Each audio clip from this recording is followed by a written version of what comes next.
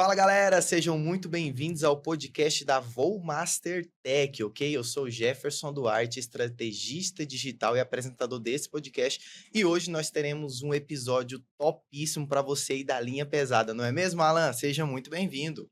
É isso aí, Jefferson. Com toda certeza, se você é profissional da linha reparadora de veículos pesados ou linha leve, não importa qual segmento que seja, manutenção de modo geral, tá bom? Autoelétrica, freio, suspensão. Nós trouxemos aqui uns convidados muito especiais, pessoas que vão ser muito relevantes no seu dia a dia profissional. Tudo isso aí é lógico para trazer um conteúdo com muita qualidade para você que nos segue, acompanha nosso trabalho. E fica aí também, né, Jefferson, o convite. Se você não conhece o Instagram ali da Vollmaster Tech, acompanha o nosso trabalho, você é nosso convidado, para que juntos ali a gente possa tornar uma grande comunidade cada vez mais forte e com toda certeza, toda semana trazendo um conteúdo com muita qualidade que vai fazer total diferença na sua linha profissional. Seja muito bem-vindo, doutora Laís, doutora Alex. Obrigada. Exatamente, pessoal. Se você não segue ainda, como o Alan falou, então já segue a gente no Instagram, inscreva no nosso canal do YouTube, tem muita coisa bacana chegando por aí. Como de costume, né? Nós fazemos oração de Pai Nosso para iniciar o nosso podcast. Eu gostaria de fazer essa oração para nós, Alan. Sim, com toda certeza, Jefferson. Já estamos no nosso terceiro podcast, né, Jefferson? Terceiro. E eu acredito que o sucesso profissional ele vem através também daquilo que nós cremos. Então vamos orar diante de Deus, Amém. que é o único Senhor, e vamos colocar as nossas vidas para você que também está na sua casa e assistindo, com toda certeza que você seja muito abençoado com esse podcast. Amém. Pai nosso que estais nos céus, santificado seja o vosso nome, venha a nós o vosso reino, seja feita a vossa vontade, assim na terra como nos céus. O pão nosso de cada dia nos dai hoje, perdoai as nossas ofensas, assim como nós perdoamos a quem nos tem ofendido, e não vos deixeis cair em tentação, mas livrai-nos do mal, porque teu todo poder, toda honra e toda glória para todo sempre. Amém. Amém! E hoje o nosso podcast é mega especial. Nós temos dois convidados muito especiais hoje, então fique até o final que eu tenho certeza que você vai ter uma mudança de mentalidade. Sair de um profissional comum para um profissional de sucesso, né? Para um profissional que realmente está bem posicionado no mercado de trabalho. Hoje o nosso papo é especial e necessário, tá bom? Como sair de baixo de caminhão e assumir a sua empresa, o comando da sua oficina como um empresário. Recebemos dois convidados incríveis do time de ouro hoje aqui, viu, Alan? E Com o certeza. primeiro é a doutora Laís Borges, advogada com atuação voltada para empresários e oficinas mecânicas, além de empresária também. Seja muito bem-vinda, doutora Laís. Obrigada, é um prazer estar aqui com vocês e compartilhar um pouquinho de conhecimento. Aí, top de linha. Gente, também temos um outro convidado muito especial, que é o Dr. Alex Bruno, advogado, empresário, ex-procurador-geral municipal e ex-presidente da Comissão de Direito Tributária da OAB do Maranhão. Seja muito bem-vindo, Dr. Alex Bruno. Muito obrigado pela oportunidade, agradeço o convite. Espero também poder contribuir um pouco aqui com todo mundo. Ótimo, perfeito. Tenho certeza que vai ser muito, muito proveitoso esse bate-papo nosso hoje aqui. O tema é de mecânico para empresário. Alan, a gente sabe que a maioria hoje dos donos de oficina, eles, antes de serem donos de oficina, são mecânicos. E existe essa transição de pensamento, sabe? Existe esse, olha, eu sou mecânico, abri minha oficina, o que é que eu preciso saber? Né? O que é que eu preciso estar por dentro para que eu seja um empresário de sucesso? E por isso que eu te pergunto, Alan, por que nós decidimos gravar sobre esse tema? Eu acho que o grande objetivo de nós buscarmos no mercado pessoas com tanta referência para nos ajudar realmente é por conta daquilo que nós vivemos, nós vivenciamos. Então, para você que está nos acompanhando, eu tenho certeza e absoluta que você é um técnico, você não foi preparado para ser um administrador da empresa, você não foi preparado com as informações necessárias para que você venha assumir uma empresa que é um negócio tão grande, tanta responsabilidade, né? Doutora Laís, doutora Alex.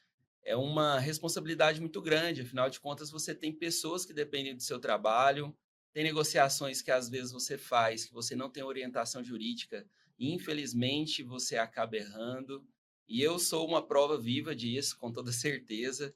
A doutora Laís, a doutora Alex acompanham nosso trabalho há muito tempo, Então, nós tivemos vários problemas com relação à parte jurídica, simplesmente pelo fato de o Alan Diego ser um técnico, ser um profissional da linha de manutenção e não ter um conhecimento com relação ao empreendedorismo.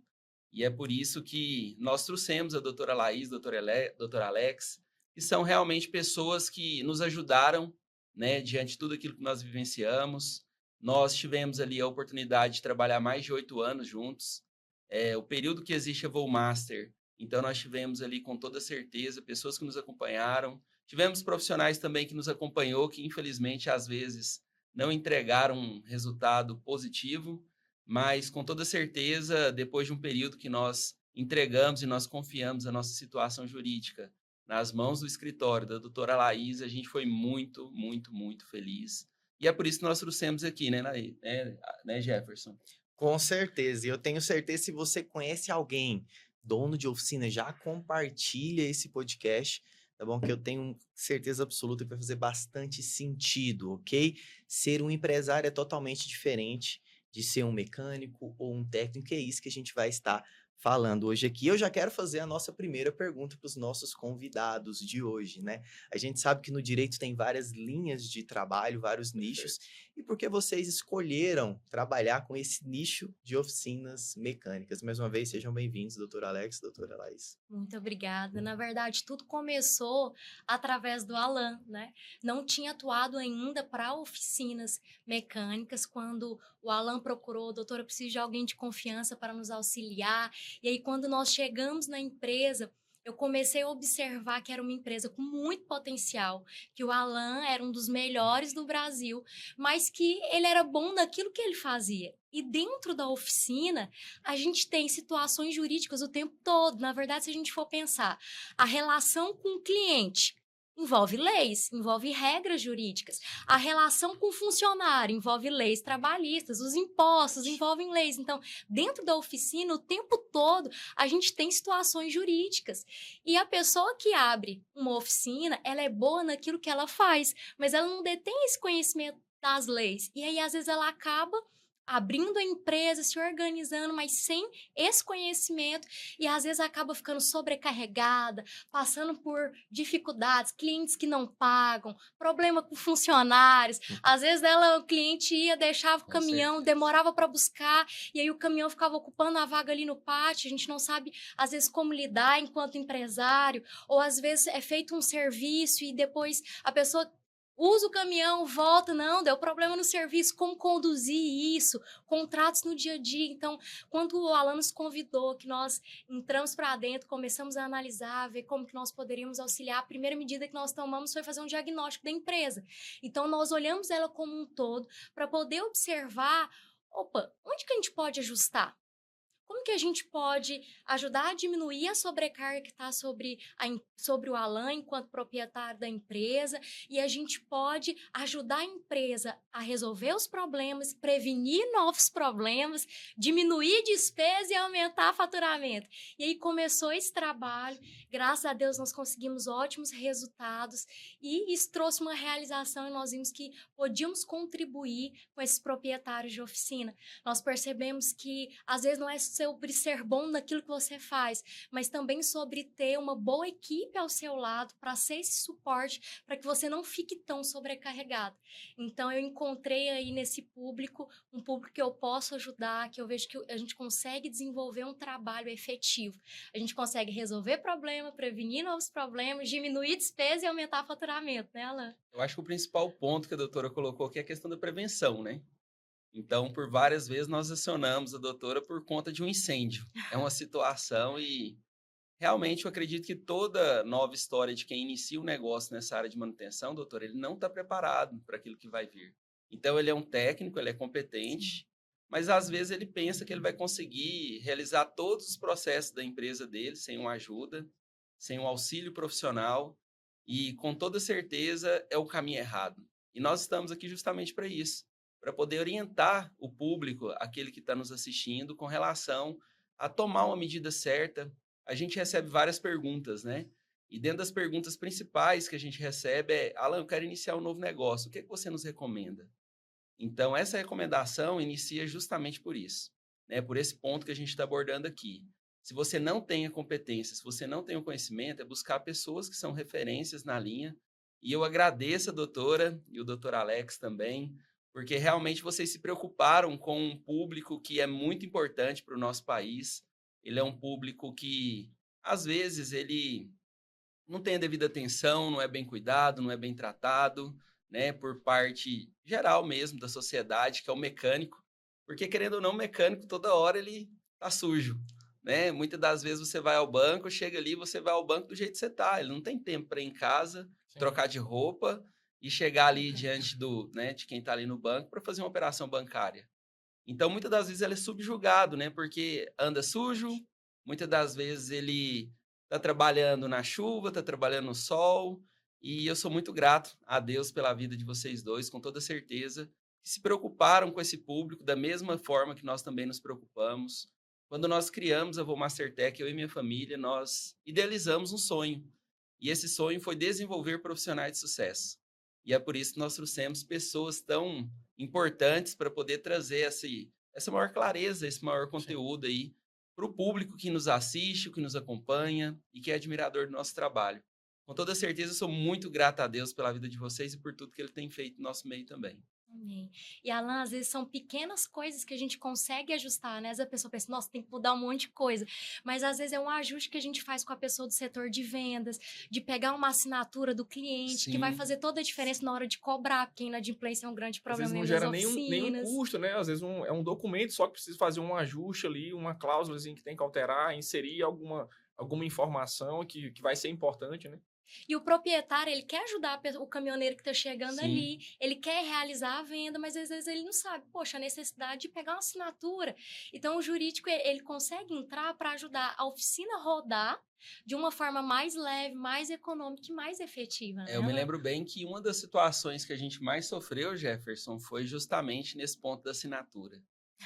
Então, realmente, eu acho que a gente não está preparado para assumir um negócio e assim como foi o Vomastertech, né, a manutenção, nós crescemos num intervalo de tempo muito rápido.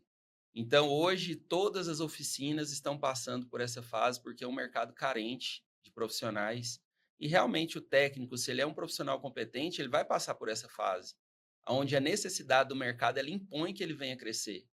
E esse crescimento é um crescimento desestruturado, é um crescimento que não havia sido planejado antes.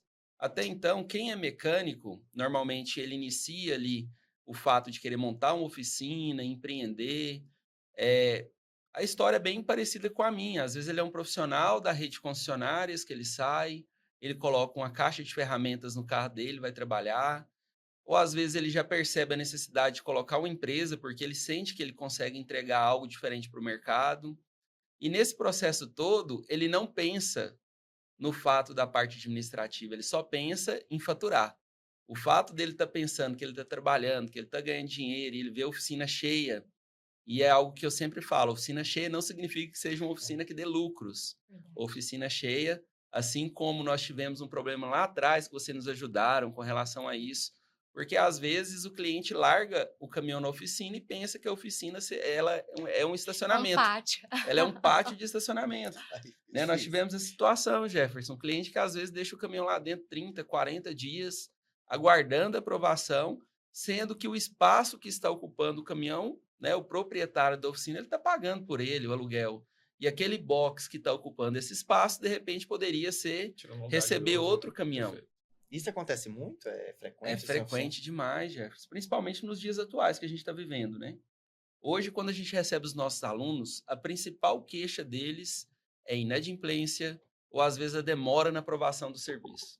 Essa demora na aprovação que a gente está falando, que às vezes o caminhão fica ali 30 dias, 40 dias, isso tudo porque talvez o cara não tenha o dinheiro para poder comprar as peças ou o recurso, mas, infelizmente, se o cara ele tem uma oficina com 10 boxes, e basicamente 5 clientes, ele tiver essa mesma condição, ele só tem 5 boxes disponíveis para atender. Aí, de repente, ele tem uma oficina cheia e no final do mês ele não consegue pagar as contas, porque ele não entende por que ele não consegue pagar as contas. Mas o fato dele não conseguir é justamente porque o local que poderia receber novos clientes está sendo ocupado.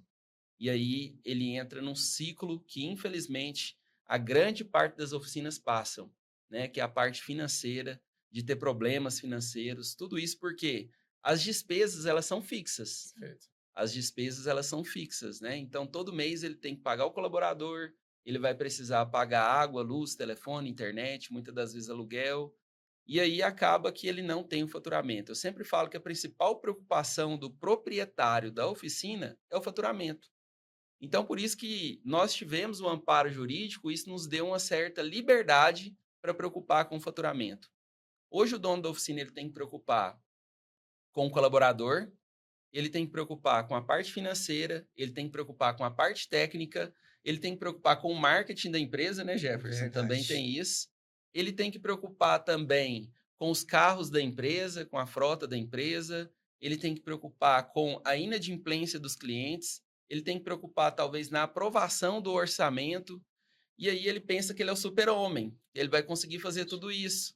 E aí, muitas das vezes, é onde a gente se depara com a situação que nós temos tantos proprietários de oficina doentes hoje. E aí, Alan, tu tocaste num ponto interessante, que é que muitas vezes, por exemplo, eu vou usar o exemplo da inadimplência, né, que foi algo que tu citaste aí, que tem muitas vezes, muita relação, muitas vezes, com o fato é até um costume, não só no setor de oficinas, né, mas a gente percebe muito a relação de confiança muitas vezes, né? O cara chega lá, deixa o veículo... Notinha. Né? O cara não faz uma nota, uma ordem de serviço, nem nada. Deixa o caminhão lá e às vezes o cara cai nessa situação. Tá, mas e aí, como é que eu vou cobrar? E esse cara deixou aqui, tá me dando um prejuízo. Você não tem nada documentado, né? Então, assim, acaba que, às vezes, alguma falta de organização ali, né? Falta de profissionalismo, né?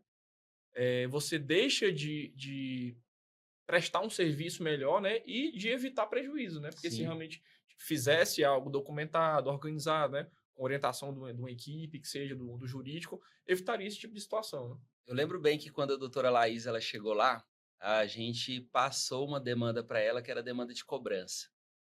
Então, nós tínhamos uma inadimplência muito grande. E acaba que ela foi pegar as ordens de serviço. E as ordens de serviço simplesmente não estavam assinadas pelo cliente, então não tinha confissão de dívida. Então, na verdade, era um pedaço de papel que a gente não tinha como evidenciar que o cliente ele estava ali presente junto conosco. Aí a doutora Laís ela fez um termo para que todo cliente viesse assinar, porque simplesmente não é só assinar a ordem de serviço, né, doutora? É porque eles deixavam lá, né? E a gente não tinha nenhuma prova nesses casos de que o cliente tinha deixado o caminhão, de que ele tinha autorizado o serviço naquele valor. Então, para eu judicializar uma execução, como que eu judicializo? Se eu não tenho como provar para o juiz que o cliente foi lá, deixou o caminhão e solicitou aquele serviço. Concordou com aquele orçamento. Concordou, né? com aquele orçamento. Então, a gente conseguiu desenvolver, junto com a ordem de serviço, até a cláusula, inclusive falando sobre a estadia do caminhão, que teria um Justo. prazo para que a pessoa aprovasse a execução do serviço e caso não tivesse retorno, seria cobrada a diária, colocando ali que ela assumia algumas responsabilidades. E então, a nós gente cobramos. conseguiu fazer ajuste, cobraram, né? Cobramos a diária. Então, a partir do momento que nós entregávamos o orçamento para o cliente ele tinha um prazo de 3 dias para aprovação do orçamento. Se dentro de 3 dias ele não aprovasse, só que nós temos 2 problemas aí no dia a dia. Não é só a aprovação do orçamento. É que, às vezes, a oficina que está prestando o serviço, ela não vende peça. Sim. Tá? E aí, o que acontece? Ele repassa o orçamento para o cliente e o cliente vai correr atrás das peças. Aí pede pela internet, né, Alan? Pede pela Acontecia às vezes. internet. Acho que o principal ponto que aconteceu com a gente é porque nós ofertávamos a peça para o cliente. Então, basicamente, nós vendíamos o serviço, Sim. mas nós também tínhamos a peça para vender para o cliente. Só que o cliente ele olhava o nosso preço e ele ia buscar uma peça mais barata no mercado. Aí, às vezes, ele ia acessar o Mercado Livre para poder pedir ali um chicote elétrico do motor. E esse chicote elétrico demorava 3 dias para chegar.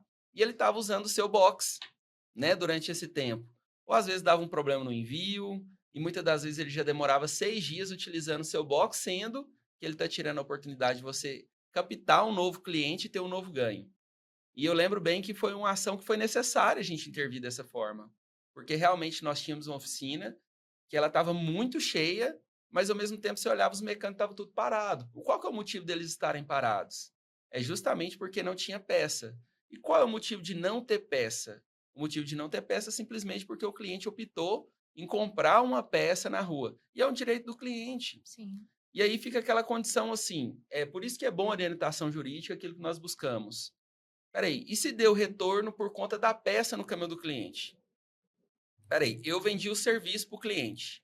Eu vendi a instalação do chicote do motor, uma condição que nós colocamos aqui. Só que quem forneceu o chicote do motor, ele não vai dar a garantia do serviço.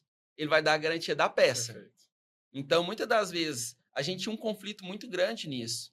E aí eu lembro bem que nós fizemos um termo, onde o termo que nós fizemos, o cliente ele se responsabilizava em pagar um novo serviço por conta de um retorno na peça que ele havia trazido. Então, isso já nos trazia uma segurança jurídica, caso a gente tivesse algum desacordo com o cliente. E lógico, a gente não fazia uma venda casada, não é isso a questão de venda casada. Mas é porque quem está montando o chicote, ele não tem como assumir a responsabilidade do chicote está sendo instalado. Perfeito. E hoje é um problema. E o que a doutora sugere para o técnico mesmo? E um único documento a gente consegue colocar tudo. Então, a gente elaborou ali uma ordem de serviço na parte de baixo, vinha ali algumas condições, alguns esclarecimentos. Então, nesse mesmo documento, né, Alan, Sim. a gente colhia a assinatura da pessoa dizendo que ela havia levado o caminhão, que ela autorizava o serviço, vinha o esclarecimento sobre a peça, vinha o esclarecimento sobre a diária, caso ultrapassasse o prazo. Então, o ajuste em um documento evitou vários transtornos, tanto quanto ao pátio, quanto à peça, como facilitou a cobrança, porque a partir do momento que eu tenho um documento que demonstra que a pessoa autorizou o conserto, eu tenho os boletos emitidos, eu tenho a nota fiscal, eu consigo judicializar, entrar com ação monitória para cobrar esse cliente. Então, assim, uma medida às vezes simples, mas que gerou todo um resultado da empresa. Então, eu acho que isso é muito positivo e também traz um resultado, acho que para o dia a dia dos mecânicos dentro da oficina. Porque, como o Alan falou, esses mecânicos ficavam parados. Na maior parte das oficinas é pago comissão. Então, se eles estão parados, eles vão ganhar menos. Se eles estão ganhando menos, eles começam a ficar insatisfeitos. Se eles começam a ficar insatisfeitos, começam a ficar irritados. O ambiente no trabalho já não vai ficando tão bom. Então, às vezes, é um ponto que você ajusta que melhora não só o financeiro, como melhora o relacionamento, melhora o ambiente de trabalho. E, às vezes, as pessoas pensam assim, não, jurídico é só para resolver processo. Não. Mas eu falo, gente, jurídico é o contrário, processo é no último caso. A gente tem que tentar realmente trabalhar essa prevenção, tentar ajudar o proprietário dessa empresa a gerar um ambiente de trabalho bacana de se trabalhar, com possibilidade de crescimento justo, correto, organizado, onde os clientes são bem atendidos, tem suporte, mas onde ele também está resguardado em relação ao cliente, conseguir administrar ali as questões dos impostos. Então, acho que o jurídico é esse trabalho em conjunto para potencializar as oficinas mecânicas. Nós estamos falando mais direcionado à doutora Laís, mas é porque daqui a pouco nós vamos entrar ali no principal ponto, eu acredito, que é a parte hoje no Brasil fiscal. Nós somos brasileiros, cara, né? esse aí sempre foi o nosso problema. Mas daqui a pouco a gente entra, né, Jefferson? E a gente vai falar também sobre impostos, viu? Tributo. Então, assim, a gente sabe aí que o nosso ministro da Economia e da Fazenda tá cada dia mais levantando um imposto novo. Cuidado. Olha o Cada Xandão dia aí, mais olha tem- o Xandão aí.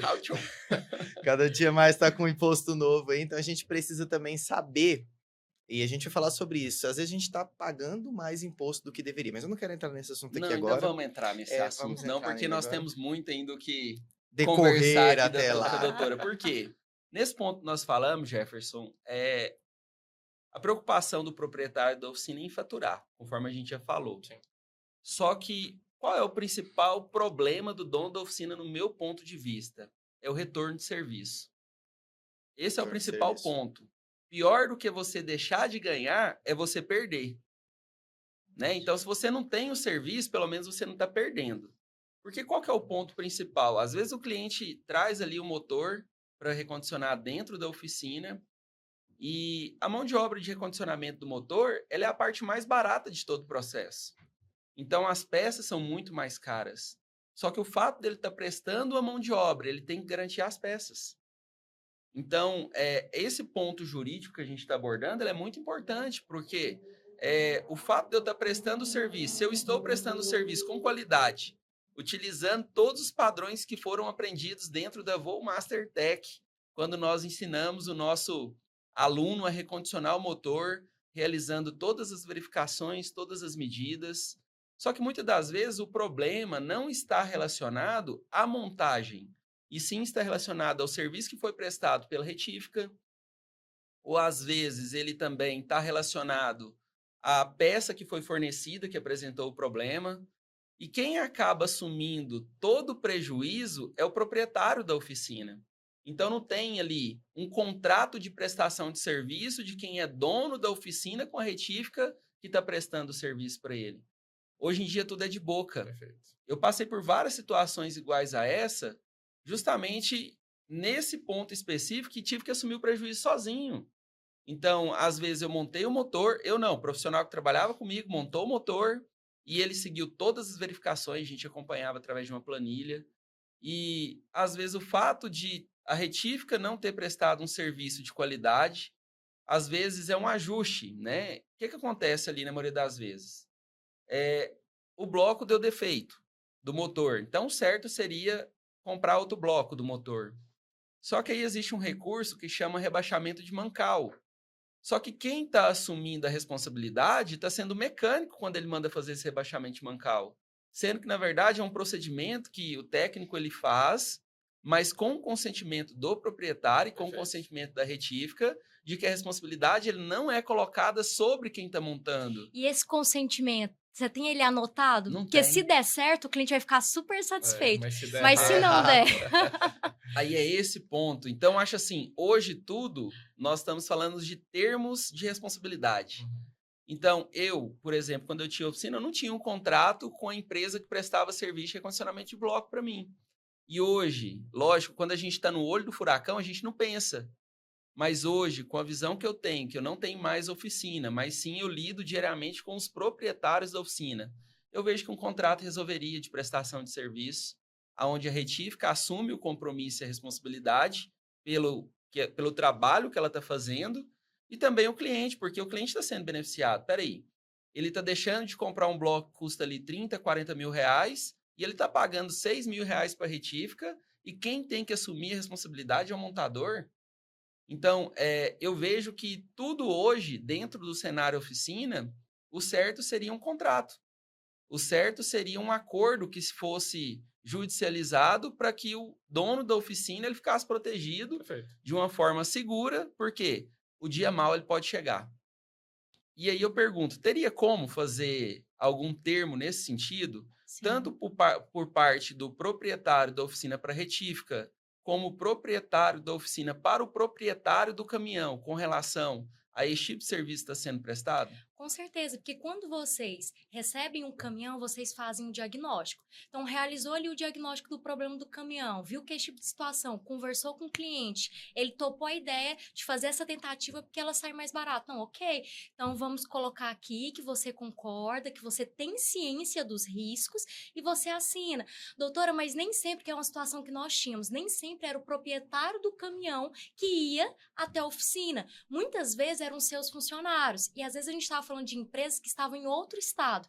Então, a gente tinha uma pessoa lá do sul que estava com um funcionário levando o caminhão em Goiânia. E aí, doutora, como vai colher a assinatura? Hoje a gente tem plataformas como o Zapsing, se eu não me engano, a mensalidade dele é R$ 39,00 por mês, e que você coloca o documento, e aí chega a mensagem no WhatsApp do seu cliente, ele só clica no link e ele assina. Então, em 1 minuto, ele consegue assinar, o proprietário desse Aonde que ele veículo. tiver Onde ele no estiver mundo. no mundo, ele assina. Então, hoje não precisa ser tão difícil, porque às vezes a gente tinha essa dificuldade. Poxa, doutora, mas o proprietário está longe, como que a gente faz? Então, hoje a gente tem essas facilidades. Então, eu consigo, poxa, peraí, tem um risco. Você está ciente do risco? Tô. Então, assina para mim que você está ciente. Então, Certificado digital o jurídico também, né? tem certificado digital Assinatura também. digital. Hoje é necessário certificado digital. Para as empresas rodarem. Isso, tanto a Isso pessoa facilita física muito. quanto a pessoa jurídica. Então, você pode fazer um documento simples. A gente não está falando de contratos com páginas e páginas. São documentos simples e que evitam problemas, né? Eu lembro de uma situação que nós passamos na empresa em que o cliente tinha levado para fazer um serviço.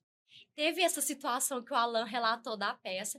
E aí, o caminhoneiro saiu para trabalhar. No meio da estrada, deu problema. Só que a situação acabou afetando outras peças que não tinha nada a ver com o conserto que tinha sido realizado e gerou um prejuízo maior no caminhão. Por conta de uma assistência operacional que nós chamamos. E aí voltou pro Alan, e aí o Alan, para não perder o cliente, para o cliente não ficar insatisfeito, acabou assumindo ali o prejuízo, mas foi um prejuízo que não foi culpa do Alan, que afetou ainda outras peças. Então, no final das contas, é um exemplo aqui por cima, o serviço era 30 e saiu pro Alan a 100. E aí pensa comigo, o funcionário que arrumou tinha recebido a comissão, como que você vai pegar a comissão de volta também? Não tem como. E ele vai ter que arrumar de novo, e aí você vai pagar outra comissão?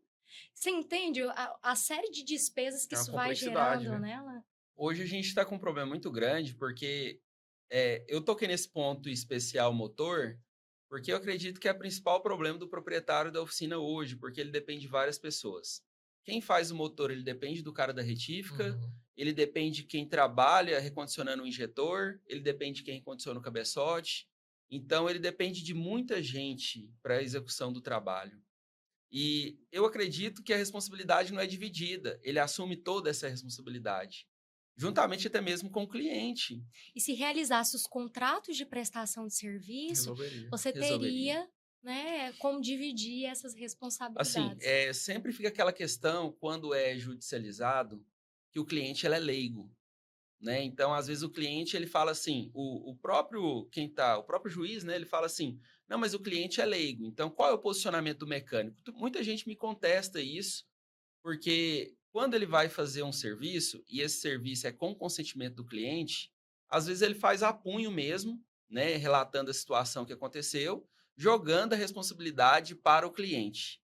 Mas ele faz a punho, né? Não tem um acordo que foi feito entre um escritório, juntamente com o cliente, ele não recebeu orientação por parte do advogado do que ele deveria colocar nesse termo. E é o que eu sempre falo, infelizmente, se for judicializado, a defesa do processo dele vai trabalhar muito, porque não foi bem orientado de uma forma jurídica para poder isso acontecer. A gente, por exemplo, o cara fala assim, não, porque eu autorizo montar o motor dessa forma. Né? A gente pegou uma situação uma vez, e a doutora vai lembrar muito bem disso.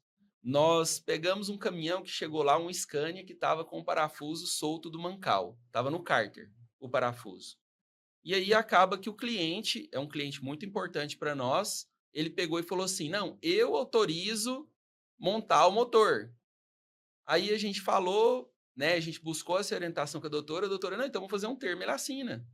Só que quando a gente fez o termo, quem ele queria que assinasse era o funcionário dele, não era ele que representava a empresa. Então a gente mandou o termo para ele, se responsabilizando, porque a gente iria só colocar um novo parafuso no lugar, iria realizar o aperto do mancal, só que a gente sabia tecnicamente do risco que a gente estava correndo.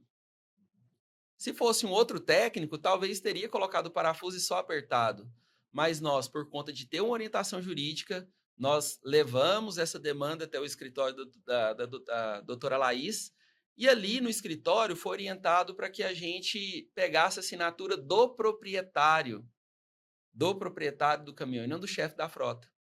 Porque o chefe da frota, simplesmente, eu lembro bem que a doutora falou assim, não, ele pode falar que ele não tinha permissão para assinar esse documento. E aí, quando a gente jogou essa responsabilidade para o dono da empresa, o serviço foi liberado para fazer por completo. Porque ele estava utilizando uma jogada justamente para livrar do problema que possivelmente ele teria no futuro. Então, a partir do momento que a gente cobrou essa responsabilidade do dono do caminhão ter que assinar, aí ele falou, não, então o negócio é sério. Então, não vou assinar, não. Pode fazer o trabalho por completo, que seria tirar o motor fora, levar numa retífica, para poder fazer todas as verificações necessárias no bloco para não ter problema. Então, só ali eu fui muito grato, porque a gente livrou de um problema futuro. Sim. E o nome da empresa está envolvido, porque se tivesse dado errado, ele iria falar que a empresa não trabalha direito, que o serviço não foi bom. Então, quando a empresa posicionou, né, e ele seria, o proprietário seria responsabilizado, ele não poderia falar nada da empresa. Então, a empresa se resguardou, porque hoje é muito importante no mercado um nome. Então, eu tenho que entender que eu tenho que preservar meu nome, eu tenho que ter esses cuidados, porque a propaganda é a alma do negócio. É por isso que muitas das vezes a gente fazia aquele acordo, né, doutora? Acordo interno que eu me refiro, né? O que é melhor? Talvez eu ter um prejuízo financeiro e abrir mão da minha razão, ou às vezes eu forçar juridicamente, porque eu tenho direito com relação a isso e perder o cliente. Só que um cliente insatisfeito, ele alcança 100 clientes Exatamente. satisfeitos com o seu trabalho. Esse é o principal problema. E muitas das vezes a doutora trazia essa pauta à mesa e falava assim, Alan, ele é um cliente importante para você? Aí eu falava, cara, é um cliente importante. Então, peraí, então às vezes abre mão. Você vai ter um prejuízo ali de R$ 8.000, mas você vai continuar tendo esse cliente em mãos. Só que eu era tão assim que eu falava pro cara, ó, eu não errei. Porque se eu pago, eu estou assumindo que eu errei. Então, eu sempre deixava bem claro, eu não errei. Eu estou fazendo para você uma cortesia comercial. Porque se eu pago, eu estou dando direito e razão para o meu cliente. Sendo que, na verdade, eu não falhei na minha prestação do serviço.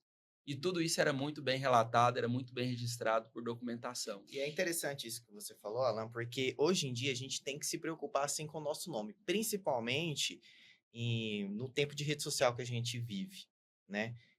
Tudo é divulgado, tudo é avaliado. Hoje em dia, o local onde que as oficinas têm que mais estar é no Google.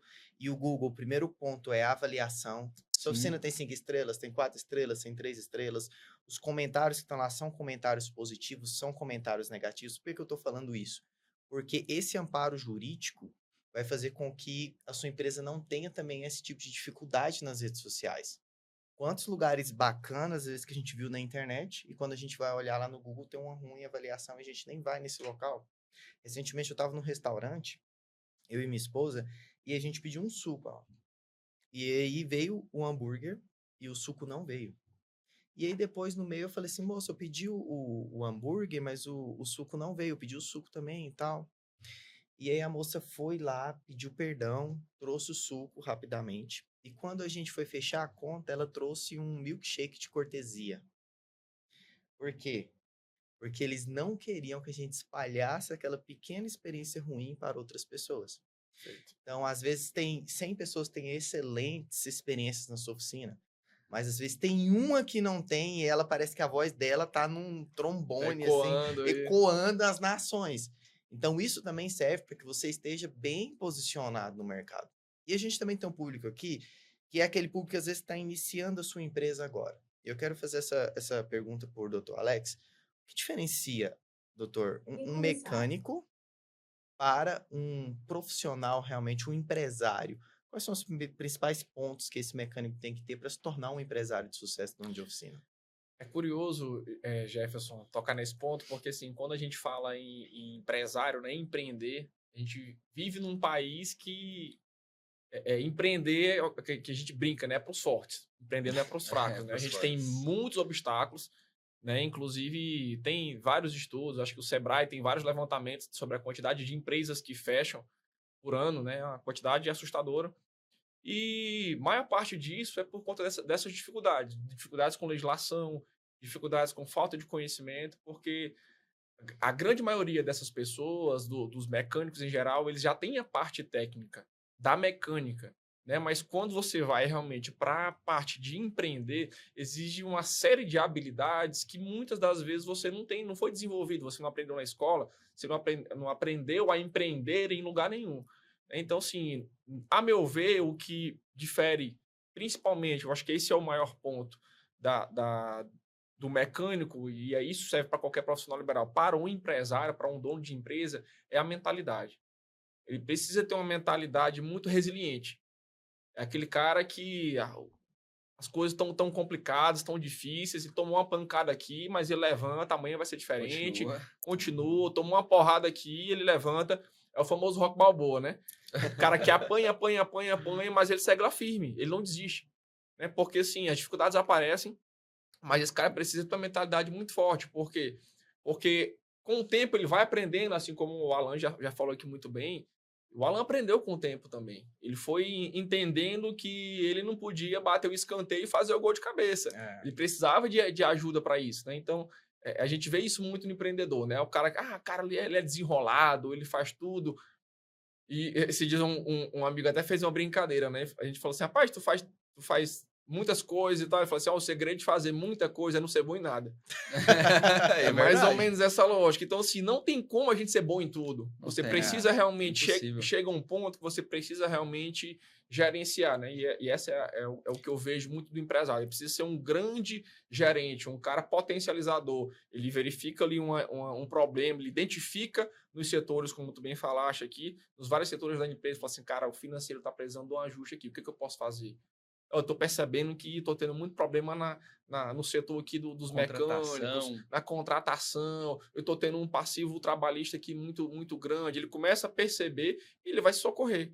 Quem que eu procuro? Né? Já que eu não consigo resolver esse problema, eu preciso procurar alguém. Né? Porque o mecânico, a mentalidade do mecânico é do cara que vai lá e resolve. O mecânico estourou uma peça, ele vai lá e resolve. O mecânico vai lá e resolve. Mas para ele ser empresário, não basta ele ir lá resolver. Porque ele tem 24 horas como todo mundo. Então ele precisa realmente ter a mentalidade de que, rapaz, olha, sozinho eu não consigo. Delegar. Eu preciso delegar funções. Eu vou deixar de ser mecânico, eu preciso de alguém que domine a parte técnica aqui para que eu consiga alcançar as outras áreas aqui. Porque não adianta o cara ficar só trocando peça e aí ele não tem o controle do financeiro, não sabe quanto entrou, quanto saiu, se ele pode fazer uma compra, se ele não pode, se ele recolher imposto, ele pode pegar uma multa. Então é muito complexo. Então, a meu ver, eu acho que o principal ponto aí que o empresário tem que ter é essa mentalidade, essa capacidade de resiliência, de absorver e identificar as dificuldades e procurar ajuda. Eu estava pensando aqui, Jefferson, e muita gente me fala assim, Alan, qual foi o motivo de separar com a oficina? Então, nós tivemos os nossos motivos por conta de ter vários negócios, nós segmentamos nosso negócio em um só. Esse foi o principal motivo. Mas muita gente pergunta assim, se você pudesse começar de novo, o que você faria diferente? Né? Boa pergunta. Particularmente, se eu pudesse começar de novo, antes mesmo de colocar o nome da minha empresa, eu buscaria uma orientação jurídica. Para a gente não sofrer um processo igual nós sofremos, né? Por conta do nome Voo Master Tech. Sim. Então, primeiro, talvez seria isso. Hoje, o profissional que está querendo iniciar um processo, ele acha que é só a execução do serviço e não é. Então, se ele tem uma orientação jurídica, tanto da parte de contratação dos profissionais, processos dentro da empresa dele, se ele consegue ter uma orientação com relação à parte tributária fiscal, ele vai ser muito bem sucedido no negócio dele. Muito bem sucedido. Mas aí, nós temos o público, igual o Jefferson falou. Esse público está iniciando agora, mas nós temos o principal público, que é aqueles que já começaram. E aí fica um ponto que é bem interessante. O motor, muito tempo atrás, doutor Alex, quando ele dava problema e ele passava por uma retífica, eles iam lá no odômetro do veículo, que marca a quilometragem, e zerava. Então, ali é como se o motor estivesse começando uma vida nova. Ele estivesse iniciando do zero. E aí fica um ponto, e na verdade até uma prerrogativa bem bacana. Para quem é dono de oficina, que está todo torto, está tudo bagunçado, às vezes o funcionário está lá, não tem uma carteira assinada, ou às vezes ele pega o cara que está passando ali na rua, vem trabalhar comigo, vem cá, vem. E aí entra para dentro da empresa dele, simplesmente o cliente termina o trabalho, fala, vou embora, depois a gente acerta. Para esse cara que está todo enrolado na parte fiscal, na parte financeira, na parte jurídica, teria como zerar a quilometragem dele e falar assim, nós vamos entrar aqui agora e nós vamos te auxiliar e nós vamos colocar a sua empresa nos eixos. Por que eu estou fazendo essa pergunta? Eu tenho muitos amigos que eu convivo muito próximo deles. Boa parte, né? Eu convivo muito próximo deles mesmo, que o cara se acha super-homem mesmo. Então, ele acorda 5 horas da manhã e ele dorme 1 hora da manhã. Ele acorda e dorme lutando pelo negócio dele. Basicamente, se o profissional não faz, ele pega e faz. Porque o que está às vezes em jogo é o nome da empresa dele, é o negócio dele. E assim, por que eu estou fazendo essa pergunta? Eu era um cara desses. Que nosso negócio era todo enrolado, sem processos, sem procedimentos de contratação, sem procedimentos, às vezes, na negociação dos clientes. E aí fica a pergunta, é possível zerar a quilometragem do motor, como era feito lá um tempo atrás, para poder regularizar a situação dessa empresa? Eu entendo que, assim, zerar eu não diria que tem como zerar, né? Porque não tem como a gente apagar o que ficou para trás, né? Mas a gente tem como fazer uma mudança significativa que talvez até zere, né? Nem sempre é possível, mas o que a gente faz? Entra para dentro da empresa.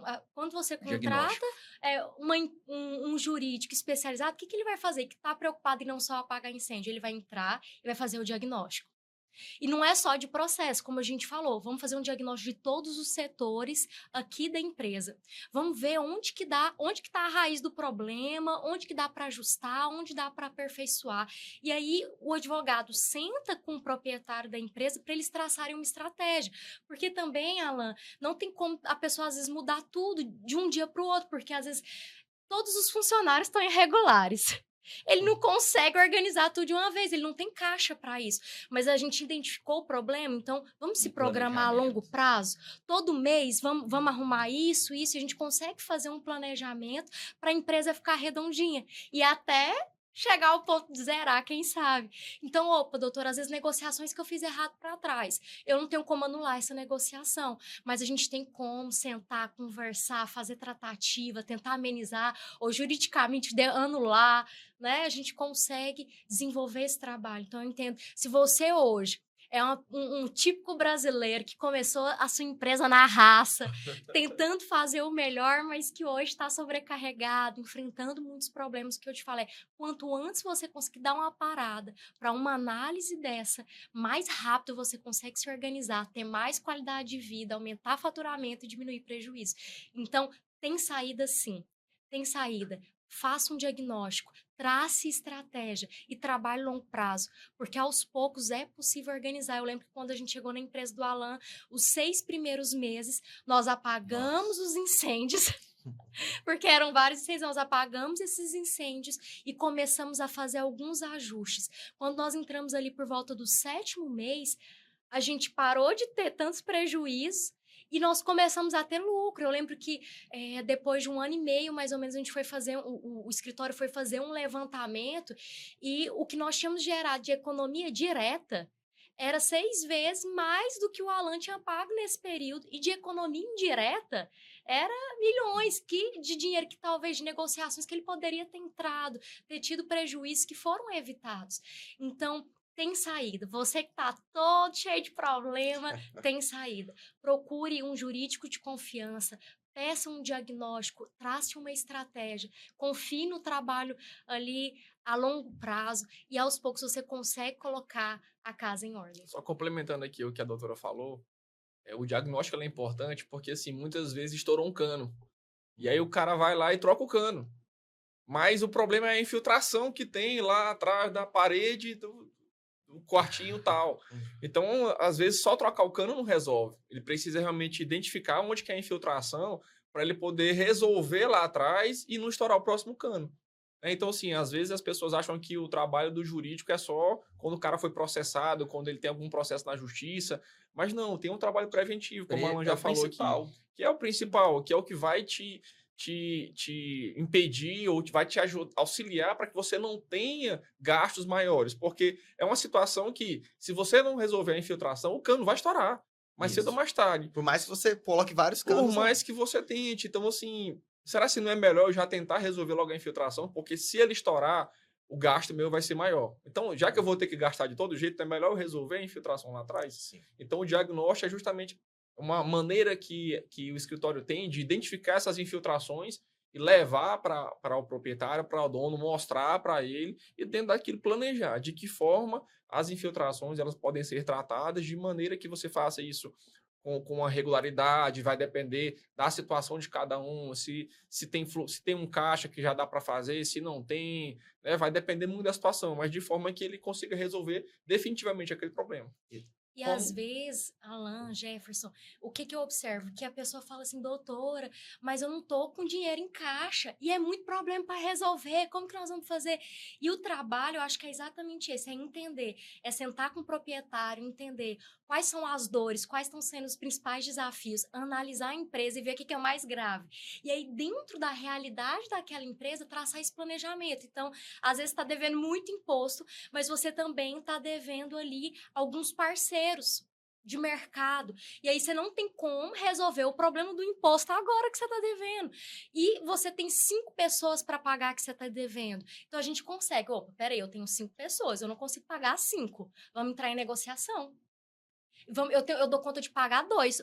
As 2 melhores propostas são as que eu vou pagar. Agora, o empresário, quando ele está no meio de fogo cruzado, ele vai pagando mais urgente, ele vai resolvendo mais urgente. E às vezes não é inteligente. Então, se eu vir, olha, é o seguinte, eu devo, não nego, pago quando eu puder. Eu tenho dinheiro aqui para acertar com 2. Quem me der o melhor desconto, Vai eu receber vou primeiro. acertar. E aí, vamos negociar. E aí você consegue, opa, já enxuguei aqui um pouquinho, mês que vem. Não, agora vamos para essa etapa. Então, assim, tô com a minha empresa bagunçada, doutora, tô devendo funcionário. Vamos sentar, vamos planejar nela. Você não é super-herói, ninguém dá conta de resolver tudo de uma vez. Mas se a gente usar a estratégia, a gente consegue pegar. Eu lembro também questão bancária, que a gente teve situação que a dívida estava lá em cima, a gente segurou, aí o banco começou a flexibilizar a negociação. Então, é saber também a hora de pagar. Porque às vezes você está devendo muita gente, você não dá conta de pagar todo mundo, então é saber quem pagar primeiro. Isso. Uma pequena parte da história, Jefferson, foi a seguinte. A gente tem 2 formas de aprender, eu entendo dessa forma. Né? Nós temos 2 formas. Ou nós estudamos, nós buscamos o conhecimento, ou às vezes a gente aprende com os próprios erros. Então, para você que está nos assistindo, entenda que quem está falando para vocês aqui é um cara que aprendeu com os próprios erros. Eu me lembro bem que o primeiro contato que nós tivemos com a doutora Laís no diagnóstico, eu falei assim, cara, nossa situação é muito crítica. Por quê? Como a doutora falou, né? E hoje eu não tenho vergonha de expor isso. Infelizmente, a gente erra dentro do processo. A gente falha em alguns pontos. E o principal ponto da gente ter buscado a ajuda da doutora Laís foi justamente porque nós estávamos devendo muito. A gente tinha muita dívida com os fornecedores, a gente tinha muita dívida, pouco dinheiro, e de repente chega uma advogada para a gente cobrando um valor, você fala assim, já não tinha dinheiro para pagar a dívida. Eu vou ter dinheiro para pagar a advogada? Despesa. Como assim? Peraí, ué, esse negócio tá errado. E aí você simplesmente, através de um diagnóstico foi feito, traz algumas ações e fala assim, não, peraí, Alan, esse aqui dá para a gente dar uma segurada. E é o que a doutora Laís falou, não é que você não quer pagar, você quer pagar, mas às vezes você não está em condições de pagar naquele momento. Então, peraí, isso aqui dá para a gente segurar esse ponto aqui, vamos pagar esse que é mais importante. Então, essa orientação ela foi muito boa. Então, entenda que hoje eu vejo que o fato de você ter uma despesa com o escritório jurídico é um investimento. E às vezes numa negociação você já tira, né? Sabe por que é um Essa investimento, diferença. doutor? Eu lembro bem que no processo de contratação mesmo, Jefferson, a gente contratava o profissional, às vezes a gente fornecia tudo que era necessário para o profissional trabalhar, mas nós não documentávamos. Então, peraí, o que sai mais barato? Você prevenir com o escritório jurídico ou talvez você depois receber uma ação trabalhista? O que é mais barato? Você orientar uma equipe toda com relação à parte jurídica ou depois o cara ir embora sem assinar e tentar receber dele? Então, o escritório trouxe essa solução para a gente, no que a gente precisava. E aí a doutora falou assim, como ela explicou, foram 6 meses que foram terríveis, esses 6 primeiros meses. Por quê?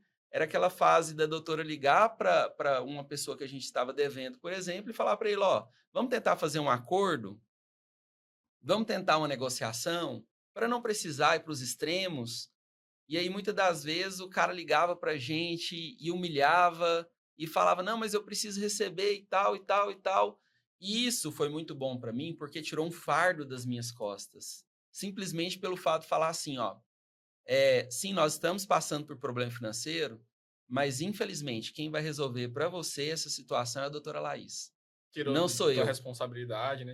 É Então, verdade. tirou a minha responsabilidade, me permitiu eu abrir os meus olhos para novas oportunidades para reverter o cenário que eu estava dentro dele. Então, naquele momento, eu estava dentro do problema. Então, o fato de ter esse amparo jurídico me permitiu eu enxergar fora do problema e ver uma solução. E aí, então, essa parte desse peso já não tinha mais que carregar sobre os meus ombros. Então, eu tive com quem compartilhar esse peso. e justamente nesses pontos estratégicos. E a doutora, ela é tão bacana que eu lembro bem que até orientação com relação a treinamento, ela falava, não dá para a gente fazer um treinamento aqui para captar uma receita? Então, o fato de ter essa proximidade do proprietário da oficina com o escritório jurídico, isso facilita muito as tomadas de decisão por parte de quem é empreendedor. Então, como eu disse, a gente está sujeito a falhar, a gente está sujeito a errar, infelizmente. E eu lembro bem que a doutora ligou para todas as pessoas que nós estávamos devendo e a gente fez acordo com todos. Todos, sem Com exceção. todos, Não teve todos. nenhuma judicialização nela. Nenhuma, judicialização zero. E eu falei assim, cara, hoje eu tenho esse entendimento de que foi um investimento. Foi um investimento porque quantas vezes nós evitamos um processo trabalhista pelo fato de ser orientado de uma forma jurídica? Quantas vezes nós evitamos, talvez, uma negociação incorreta com o cliente? Porque é muita responsabilidade. Eu lembro bem que a doutora falou assim, Alan, você entrega o caminhão para o motorista. E se esse motorista falar que não pegou o caminhão aqui dentro? Você tem alguma coisa que prova que o cara pegou o caminhão aqui dentro? Se ele atropelar alguém. Não tem, doutora. Então, Alan, peraí, vamos fazer um termo aqui para assinar. Então, foi muito bom. Então, para você que está nos assistindo, entenda de verdade o quanto isso é importante para o seu negócio. Eu sei que você é técnico, você é um profissional altamente qualificado e competente para poder estar à frente da parte técnica da sua oficina, mas talvez você não está tão alinhado com a parte administrativa da sua oficina e dentro dos processos. Então, conte aí com a equipe. Essa equipe é incrível, tá? Nós da Voo Mastertech assinamos embaixo ali com relação à competência deles. Não é algo muito bom, não. Importante, talvez, o fato da Voo Mastertech estar assinando, mas é porque a gente tem anos de experiência e a gente quer trazer, de fato, essa solução para você. E nós temos esse casal aí abençoado que está trazendo a solução para esse segmento que é tão esquecido, né? E, mais uma vez, sou grato a Deus por essa iniciativa e essa proximidade fez com que realmente surgisse, né, uma oportunidade de ajudar aquelas pessoas que passam por tanta dificuldade. Perfeito. E eu acho que o laboratório foi a oficina Voo Mastertech, né? Então, hoje tem inúmeras soluções para poder ser oferecida para quem buscar o serviço de vocês. E a gente fala que, assim, tem uma frase antiga já, né, que diz assim que quem trabalha demais não tem tempo para ganhar dinheiro. Porque às vezes tem algumas sacadas, algumas ideias que você tá tão cheio tão atarefado, tão cheio de coisa, que você não tem tempo para implementar, para executar. Então, você poder ter ali uma contabilidade bacana, um jurídico, um administrativo, que vai pensar nessas outras coisas por você, vai te dar tempo, como o Alan falou, deu a ele tempo para poder pensar em estratégias para potencializar o negócio. Então, talvez a sua oficina não alcançou todo o potencial que ela poderia, porque você está tão ocupado fazendo coisas que outras pessoas poderiam fazer, que você não está tendo tempo de investir naquilo que você é bom. Então, eu entendo que realmente é muito importante delegar. Gaste o seu tempo fazendo aquilo que você é bom e que só você pode fazer. Aquilo que outro pode fazer, delegue e supervisione, porque aí você vai ter tempo para poder potencializar o seu negócio. Isso que a doutora Laís falou faz todo sentido com o nosso patrocinador do podcast de hoje, que é a Voo Mastertech Reparo de Módulos. Às vezes, o seu concorrente, né, tem esse serviço, você não tem, às vezes você pode perder cliente por conta que você não tem esse serviço aí na sua oficina, só que você pode contar com a Voo Mastertech para oferecer esse serviço a ti e com certeza um serviço de qualidade, não é mesmo, Alan? Isso, hoje a Voo Mastertech ela trabalha com treinamentos técnicos e nós também trabalhamos com reparo de centrais e programações. Então, se você que está nos assistindo precisa realizar reparo em módulos e talvez você não ofereça esse serviço para o seu cliente, saiba que você pode contar com a Voo Mastertech como parceira para poder trazer essa solução junto ao seu cliente com confiabilidade e garantia para que você consiga, com certeza, atender o seu cliente da melhor maneira possível e satisfazer a necessidade dele, que eu acredito que é o mais importante. Então, nós realizamos reparo de todos os módulos, tá bom? Então, todos os módulos da marca V, né, nós participamos ali e, com certeza, programações. Nós temos também a parte de suporte remoto. Então, caso você precisar realizar alguma programação, unidade de controle, pode contar com o nosso time de suporte, que a gente está à disposição para te atender. Perfeito, pessoal. Nós estamos aqui no nosso podcast. Você que chegou aí, às vezes, no meio do podcast, já corre, se inscreve, segue a gente no Instagram, compartilhe com todos os donos de oficina que você conhece. Às vezes você conhece dono de oficina da linha leve, né? Pode compartilhar com ele também, de moto, de carro. Nós somos aqui nichados da linha pesada, mas eu tenho certeza que esse conteúdo também vai fazer muito sentido para outros tipos de veículos também.